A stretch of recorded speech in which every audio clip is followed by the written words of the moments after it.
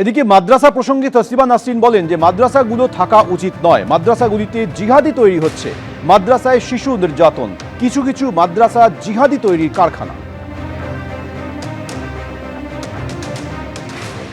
আমি মাদ্রাসা সম্পর্কে যতটুকু জানি, বাংলাদেশের মাদ্রাসা সম্পর্কে আমার যেটা মনে হয় যে মাদ্রাসাগুলো থাকা উচিত নয়।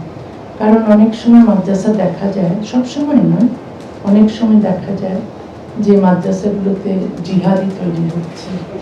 কারণ এখন আপনারা যদি দেখেন নিউজগুলো, নির্যাতন চলছে, শুধু তো শাস্তি দিলে হয় না, এই শিক্ষা ব্যবস্থার পরিবর্তন দরকার।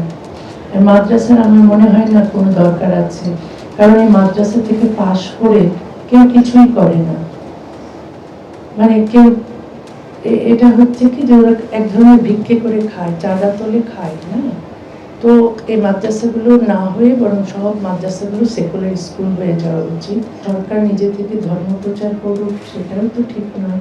কারণ সেকুলার কান্ট্রি হতে গেলে ধর্মকে রাষ্ট্র থেকে পৃথক করতেই হবে, এবং এটা সভ্যতার প্রথম শর্ত।